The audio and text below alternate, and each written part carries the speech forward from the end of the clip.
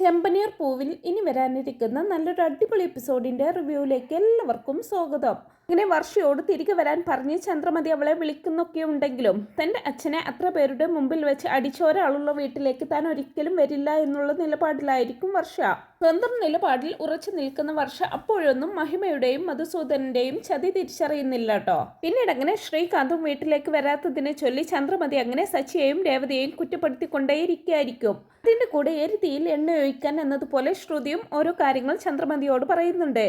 ശ്രീകാന്ത് വീട്ടിലേക്ക് വരാത്തതിൽ രവീന്ദ്രനും നല്ല വിഷമമുണ്ടാകും. അച്ഛന്റെയും അമ്മയുടെയും വിഷമം കണ്ട് എന്ത് ചെയ്യണമെന്നറിയാതെ അങ്ങനെ നിൽക്കുകയാണ് സച്ചിയും രേവതിയും. പിന്നീട് അങ്ങനെ അന്നത്തെ രാത്രിയിൽ സച്ചിക്ക് ഒരു ഗ്ലാസ് ചൂടുള്ള പാല് കൊണ്ടുവന്ന് കൊടുക്കുന്നുണ്ട് രേവതി. എനിക്കെന്തിനാ ഇപ്പോ പാലെന്ന് ചോദിക്കുമ്പോ രാത്രിയെന്നോ പകലെന്നോ ഇല്ലാതെ സച്ചി ഏട്ടൻ കാർ ഓടിക്കുമല്ലേ, അതുകൊണ്ട് തന്നെ നല്ല ക്ഷീണം കാണും, ഇങ്ങോട്ടൊന്നും പറയാതെ മര്യാദക്ക് ഇത് കുടിച്ചെന്ന് പറഞ്ഞുകൊണ്ട് സച്ചിക്ക് അത് കൊടുക്കുവാണ് രേവതി. പിന്നീട് അവരങ്ങനെ ഓരോ കാര്യങ്ങൾ സംസാരിക്കുന്നതിനിടയ്ക്ക് നമ്മൾ ആ ഫംഗ്ഷന് പോകാൻ പാടില്ലായിരുന്നു സച്ചി ഏട്ടാ, നമ്മൾ പോയതാണ് തെറ്റെന്നൊക്കെ പറയുമ്പോ നിന്റെ തലയ്ക്കൊന്നങ്ങ് തരും ഞാൻ. ഇത് തന്നെയല്ലേ ഞാൻ നിന്നോട് ആദ്യം പറഞ്ഞതേ, നമ്മൾ ആ ഫംഗ്ഷന് പോകണ്ടെന്ന്. അപ്പൊ നിനക്കല്ലായിരുന്നോ ഞാൻ വരണമെന്ന് ഇത്ര നിർബന്ധം? അതൊക്കെ ശരിയായിരിക്കും സച്ചിയേട്ടാ, പക്ഷെ ഇങ്ങനെയൊക്കെ സംഭവിക്കുമെന്ന് ആരെങ്കിലും വിചാരിച്ചിരുന്നോ? നീ വിചാരിച്ചില്ലായിരിക്കും, പക്ഷെ എനിക്കുറപ്പുണ്ടായിരുന്നു എന്തെങ്കിലും ഒന്ന് അവിടെ സംഭവിക്കുമെന്നേ. അതിന് കരുതി കൂട്ടി പ്ലാൻ ചെയ്തതാണ് അയാള്. അതുകൊണ്ടൊക്കെയാ ഞാൻ വരില്ലെന്ന് നിന്നോട് ആദ്യമേ പറഞ്ഞതേ, പക്ഷെ നീ അത് കേട്ടില്ല. ഒരുപാട് കണ്ടീഷനൊക്കെ പറഞ്ഞ് നീ എന്നെ കൂട്ടിക്കൊണ്ടു പോയതല്ലായിരുന്നോ? എന്നിട്ട് ഒടുവിൽ എന്താ സംഭവിച്ചത്? ഞാൻ അങ്ങനെ ചെയ്തത് കൊണ്ടല്ലേ സച്ചിയേട്ടൻ അത്രയും നേരം ദേഷ്യപ്പെടാതെയും വഴക്കടിക്കാതെയും അവിടെ ഇരുന്നത്? പക്ഷെ അവസാനം എന്തുണ്ടായി? എല്ലാം പൊളിഞ്ഞില്ലേ എന്നൊക്കെ പറയുമ്പോ ഇത് നോക്ക് രേവതി, ഈ ദേഷ്യം എന്ന് പറയുന്നത് ബലൂണിൽ നിറച്ചു വെച്ചിരിക്കുന്ന വെള്ളം പോലെയാണ്. അത് എപ്പോ വേണമെങ്കിലും പൊട്ടിത്തെറിക്കാം. അതുപോലെ തന്നെയാണ് മനുഷ്യന്റെ കാര്യത്തിലും. ഒരു അളവ് വരെ പിടിച്ചു നിൽക്കാനേ മനുഷ്യനെ കൊണ്ടു പറ്റൂ.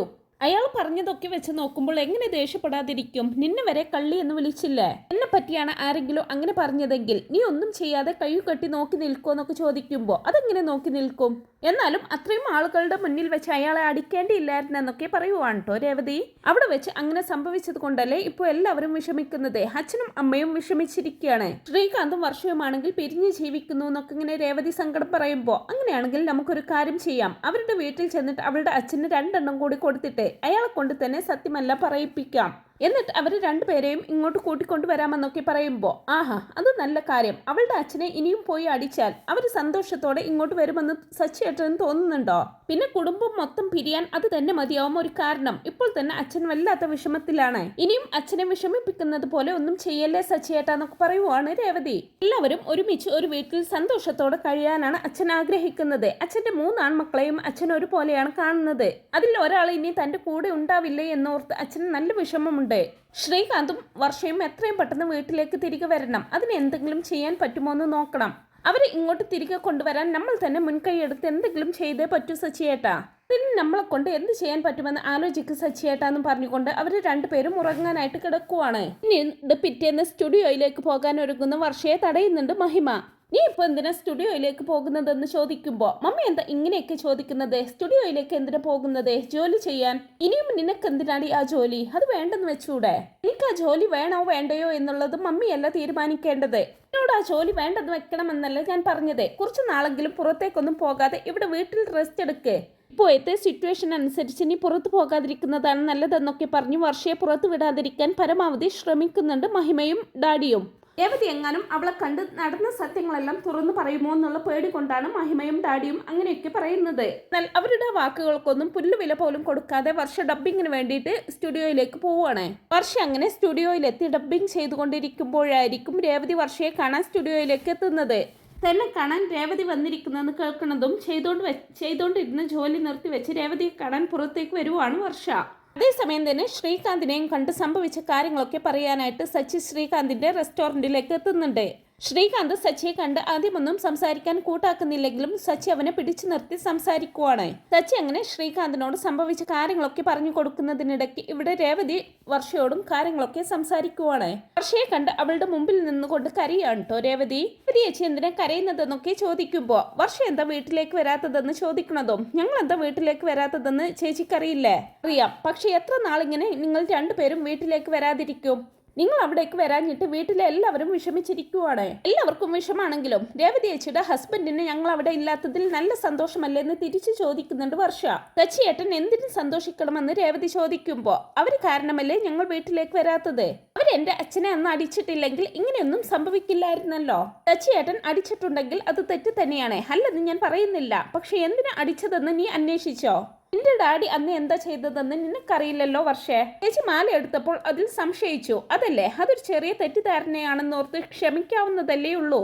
അത് ചെയ്യാതെ അത്രയും പേരുടെ മുന്നിൽ വെച്ച് എന്റെ ഡാഡിയെ അടിക്കല്ലേ ചെയ്തത് നിന്റെ ഭർത്താവ്. പക്ഷേ നീ കാര്യം അറിയാതെ സംസാരിക്കരുത്. നിന്റെ ഡാഡിയോട് നടന്ന സംഭവങ്ങൾ ഞങ്ങളൊന്ന് സമാധാനത്തോടെ പറഞ്ഞു കൊടുത്തതാ. പക്ഷെ നിന്റെ ഡാഡിയാണ് അത് വിശ്വസിക്കാത്തത്. ഞങ്ങളെ അപമാനപ്പെടുത്തി എന്തെല്ലാമാണ് നിന്റെ ഡാഡി പറഞ്ഞതെന്നറിയോ? സച്ചിയേട്ടൻ മനഃപൂർവ്വമല്ല അങ്ങനെയൊന്നും ചെയ്തത്. അന്ന് ആ ഫംഗ്ഷനിൽ വെച്ച് സച്ചിയേട്ടനെ ദേഷ്യം പിടിപ്പിക്കാൻ എന്തൊക്കെ പ്രശ്നങ്ങളാണ് അവിടെ ഉണ്ടായതെന്നറിയോ? എന്നിട്ടും സച്ചിയേട്ടൻ ആരോടും വഴക്കടിച്ചില്ല. പക്ഷെ എന്നെ നിന്റെ ഡാഡി പലതും പറഞ്ഞ് അപമാനിച്ചപ്പോൾ സച്ചിയേട്ടൻ അത് കേട്ടുകൊണ്ട് നിൽക്കാൻ പറ്റിയില്ല. നിന്റെ അച്ഛൻ എന്നെ കള്ളി എന്ന് വിളിച്ചു, എന്റെ കുടുംബത്തെ കള്ള കുടുംബങ്ങളെന്ന് വിളിച്ചു. അതെല്ലാം കേൾക്കുമ്പോൾ എനിക്ക് എത്രമാത്രം വിഷമം ഉണ്ടാവുമെന്ന് നീ ഒന്ന് ആലോചിച്ച് നോക്ക് വർഷേ. അച്ഛൻ എന്തെങ്കിലും അറിയാതെ പറഞ്ഞതായിരിക്കുമെന്ന് വർഷ പറയണതും. അറിയാതെയാണെങ്കിലും എന്തും അങ്ങ് വിളിച്ചു പറയാമെന്നാണോ? ഞാൻ കട്ടു കൊണ്ടുവരുന്നത് കൊണ്ടാണ് സച്ചിയേട്ടൻ കുടിക്കുന്നത് എന്ന് വരെ നിന്റെ അച്ഛൻ പറഞ്ഞു. അതിലും ഭേദം നിനക്ക് പിച്ച എടുക്കുന്നതല്ലേ എന്നും ചോദിച്ച് എന്നെ അപമാനിച്ചു.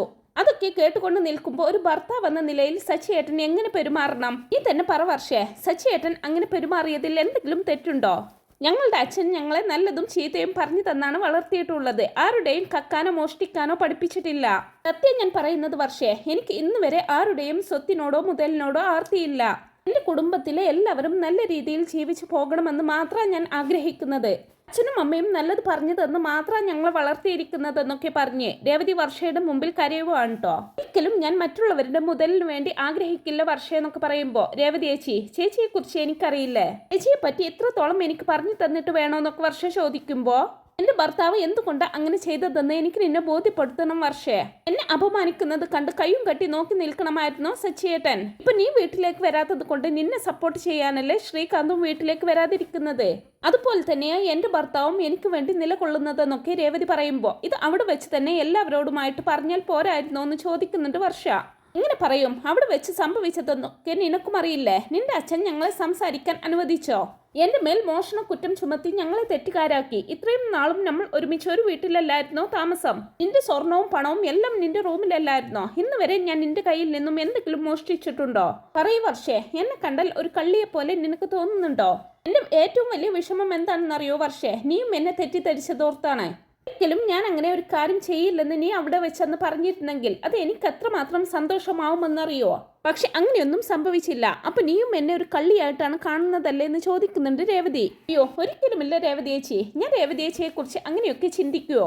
അങ്ങനെയാണെങ്കിൽ ഞങ്ങളുടെ ഭാഗത്ത് എന്ത് തെറ്റാണുള്ളതെന്ന് വർഷ ഒന്ന് ആലോചിച്ചു നോക്ക്. എന്നിട്ട് എത്രയും പെട്ടെന്ന് ശ്രീകാന്തും വർഷയും വീട്ടിലേക്ക് വരണം.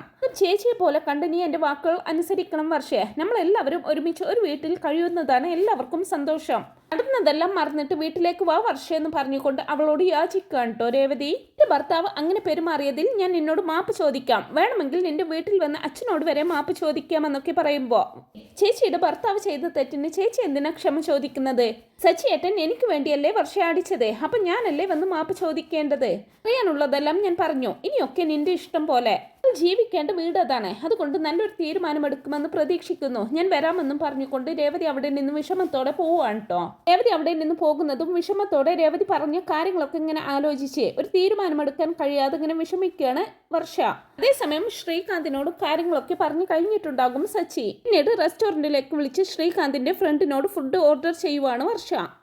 അയാൾ ഓർഡർ ചെയ്ത ഫുഡിന്റെ ലിസ്റ്റ് ശ്രീകാന്തിന് കൊണ്ടുപോയി കൊടുക്കുമ്പോൾ ഇത് ആർക്കാന്ന് ചോദിക്കുന്നതും ഇത് നിനക്ക് ഏറ്റവും വേണ്ടപ്പെട്ട ഒരാൾക്കാണ് വർഷയ്ക്കെന്ന് പറയുമ്പോൾ ശ്രീകാന്തിന് ഒരുപാട് സന്തോഷമാവുന്നുണ്ട്. അതേസമയം ശ്രീകാന്ത് തിരികെ വീട്ടിലേക്ക് വരാത്തത് കൊണ്ട് ചന്ദ്രയൊക്കെ പട്ടിണി കിടക്കായിരിക്കും. ആരും ഫുഡ് കഴിക്കാത്തത് കൊണ്ട് തന്നെ സച്ചി പുറത്തു പോയി എല്ലാവർക്കുമുള്ള ബിരിയാണി കൊണ്ടുവരുന്നതും അതിൽ മൂക്കും കുത്തി വീഴുന്നുണ്ട് ചന്ദ്ര. പിണക്കവും പരിഭവവും ഒക്കെ മറന്ന് എല്ലാവരും കൂടിയിരുന്ന് സച്ചി കൊണ്ടുവന്ന ബിരിയാണി കഴിക്കുവാണ്.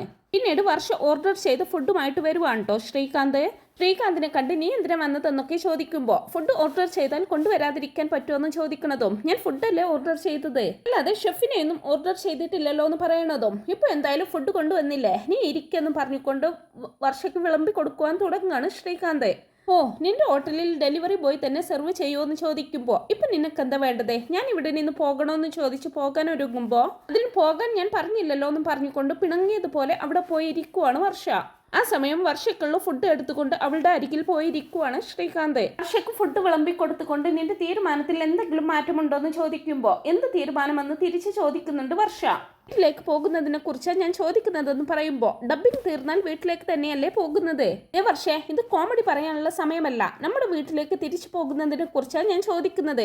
നമ്മൾ വീട്ടിലേക്ക് തിരികെ പോകാത്തതിൽ എല്ലാവരും വിഷമിച്ചിരിക്കുകയാണെന്നൊക്കെ പറയുമ്പോൾ ആരായ എല്ലാവരും എന്ന് ചോദിക്കുമ്പോൾ അമ്മയും അച്ഛനും അങ്ങനെ എല്ലാവരും എന്ന് പറയുവാണ് ശ്രീകാന്ത്. ചേട്ടൻ റെസ്റ്റോറൻറ്റിൽ വന്ന് എന്നെ കണ്ടിപ്പോൾ സംസാരിച്ചിട്ട് പോയതേ ഉള്ളൂ എന്നൊക്കെ പറയുമ്പോൾ പറഞ്ഞതെന്ന് ചോദിക്കുമ്പോൾ ദേഷ്യം വന്നപ്പോൾ അറിയാതെ എന്തൊക്കെയോ ചെയ്തു പോയതാണെന്നും പറഞ്ഞ് എന്നോട് ക്ഷമ പറഞ്ഞു. ഓ, അതിനിടക്ക് അതും സംഭവിച്ചോ? എന്നെ കാണാൻ രേവതി ചേച്ചിയും വന്നിരുന്നോ? എന്നിട്ട് സംഭവിച്ച കാര്യങ്ങളൊക്കെ പറഞ്ഞ് ഒരുപാട് കരഞ്ഞു. ചേച്ചിയുടെ ഹസ്ബൻഡ് അങ്ങനെ പെരുമാറിയതിന് രേവതി ചേച്ചി എന്നോട് മാപ്പ് ചോദിച്ചു. ചേട്ടൻ അങ്ങനെ പെരുമാറിയതിന് ഏടത്തി എന്തിനു മാപ്പ് ചോദിക്കണമെന്ന് ചോദിക്കുവാണ് ശ്രീകാന്ത്. ഇത് ചെയ്യാം, ചില ആളുകൾ അങ്ങനെയാ. ഭർത്താവിന് വേണ്ടി ഭാര്യ എത്ര വേണമെങ്കിലും കഷ്ടപ്പെടണം. പക്ഷെ അങ്ങനെ പറയുമ്പോൾ എന്തോ ഒരു കുത്തൽ അനുഭവപ്പെടുന്നുണ്ട് കേട്ടോ ശ്രീകാന്തിനെ. നീ ഇപ്പോൾ ഏടത്തിയുടെ ഹസ്ബൻഡിനെ കുറിച്ച് അതാ നിന്റെ ഹസ്ബൻഡിനെ കുറിച്ചാ പറഞ്ഞതെന്ന് ചോദിക്കുകയും ചെയ്യുന്നുണ്ട്. പൊതുവായിട്ടുള്ള ഒരു കാര്യമാണ് പറഞ്ഞത്. മാരേജ് ലൈഫ് എന്ന് പറയുന്നത് ഇങ്ങനെയാ. അതെ, സിംഗിൾ ആയിട്ട് നടന്നപ്പോൾ എന്തൊരു ഹാപ്പി ആയിരുന്നെന്നറിയോ ഞാനേ. മാരേജ് കഴിഞ്ഞപ്പോൾ എന്തൊരു ടോർച്ചറിങ് ആണെന്നറിയോ എന്റെ തലയിൽ കയറ്റി വെച്ചിരിക്കുന്നത്. നീ ഇപ്പൊ എന്താ പറഞ്ഞത്? ടോർച്ചർ എന്ന് നീ എന്നെ ഉദ്ദേശിച്ചല്ലേ പറഞ്ഞതെന്ന് ചോദിക്കുമ്പോ ഞാൻ പൊതുവായിട്ടുള്ള ഒരു കാര്യമാ പറഞ്ഞതെന്നും പറഞ്ഞ് ശ്രീകാന്ത് ചിരിക്കുമ്പോ ആ കൂടെ ചിരിക്കുവാണ് വർഷയും. അങ്ങനെ അവര് രണ്ടുപേരുടെയും പിണക്കം മാറുകയാണ്. ശ്രീകാന്ത് കൊണ്ടുവന്ന ഫുഡ് പരസ്പരം പങ്കുവെച്ച് കഴിക്കുവാണ് വർഷയും ശ്രീകാന്തും. ഇടങ്ങനെ രേവതി പറഞ്ഞ കാര്യങ്ങളൊക്കെ ശ്രീകാന്തുമായിട്ട് ഡിസ്കസ് ചെയ്യുന്നുണ്ട് കേട്ടോ വർഷ. കാര്യങ്ങളെല്ലാം കേൾക്കുന്ന ശ്രീകാന്തിനും അതിലെന്തോ ശരിയുണ്ടെന്ന് തോന്നുന്നുണ്ട്. പിന്നീട് അങ്ങനെ വീട്ടിലെത്തുന്ന വർഷ ഈ കാര്യം പറഞ്ഞ് മമ്മിയെയും ഡാഡിയെയും ചോദ്യം ചെയ്യുന്നുണ്ട്. വർഷയുടെ ചോദ്യങ്ങൾക്കൊക്കെ അവർ വ്യക്തമായിട്ട് ഉത്തരം കൊടുക്കാതെ ഒഴിഞ്ഞു മാറുകയാണ് കേട്ടോ ചെയ്യുന്നത്. അവരുടെ പരുങ്ങലിൽ നിന്നും കാര്യം വ്യക്തമാകുന്ന വർഷ മമ്മിയോടും ഡാഡിയോടും പൊട്ടിത്തെറിക്കുകയാണ് ചെയ്യുന്നത്. അങ്ങനെ എല്ലാ കാര്യങ്ങളും അറിയുന്ന വർഷയ്ക്ക് കുറ്റബോധം തോന്നുന്നുണ്ട്. പിന്നീട് അവൾ ശ്രീകാന്തിന്റെ കൂടെ വീട്ടിലേക്ക് മടങ്ങി പോവാൻ തന്നെ തീരുമാനിക്കുകയാണ്. അങ്ങനെ ഇരിക്കുകയായിരിക്കും മറ്റൊരു കാര്യം സംഭവിക്കുന്നത്. സ്റ്റുഡിയോയിലേക്ക് പോകുന്ന യാത്രയിൽ വർഷയെ ആക്രമിക്കാനായിട്ട് വീണ്ടും റോഷൻ വരുന്നുണ്ട്. ആ സമയത്ത് അതിലൂടെ വരുന്ന സച്ചി ആയിരിക്കട്ടോ അവളെ രക്ഷിക്കുന്നത്. തന്നെ രക്ഷിച്ചതിന് വർഷ സച്ചിയോട് നന്ദി പറയുമ്പോൾ സച്ചിയും വളരെ സൗമ്യമായിട്ടാണ് കേട്ടോ അവളോട് പെരുമാറുന്നത്. അങ്ങനെ താൻ ഇത്രയും കാലം സച്ചിയെ തെറ്റിദ്ധരിക്കുമായിരുന്നു. താൻ വിചാരിച്ച ഒരാളല്ല സച്ചിയെന്നും സച്ചിയിലെ നന്മയും മനസ്സിലാക്കുവാണ് കേട്ടോ വർഷ. പിന്നീട് അങ്ങോട്ട് വർഷക്ക് സ്വന്തം കൂടപ്പിറപ്പിനെ പോലെയായിരിക്കും സച്ചി. സച്ചിക്ക് തിരികെയും അങ്ങനെ തന്നെയായിരിക്കും. അങ്ങനെ വീട്ടിലെത്തിയതിന് ശേഷം സച്ചിയുടെയും വർഷയുടെയും സൗഹൃദമൊക്കെ കണ്ട് കണ്ണ് തള്ളി പോകുന്നുണ്ട് കേട്ടോ ചന്ദ്രമതിയുടെ. അവരുടെ കൂട്ടുകെട്ട് തകർക്കാൻ ചന്ദ്രയും ശ്രുതിയും പലതും പ്ലാൻ ചെയ്യുന്നുണ്ടെങ്കിലും അതെല്ലാം 8 നിലയിൽ പൊട്ടിപ്പോവാണ്. അങ്ങനെ വളരെയധികം രസകരമായിട്ടുള്ള എപ്പിസോഡുകളൊക്കെയാണ് കേട്ടോ ഇനി വരാനായിട്ട് പോകുന്നത്. ഈ ഒരു റിവ്യൂ നിങ്ങൾക്ക് ഇഷ്ടപ്പെട്ടെങ്കിൽ വീഡിയോ ഒന്ന് ലൈക്ക് ചെയ്യാനും ചാനൽ ഒന്ന് സബ്സ്ക്രൈബ് ചെയ്ത് സപ്പോർട്ട് ചെയ്യാനും മറക്കല്ലേ friends. Thanks for watching my video.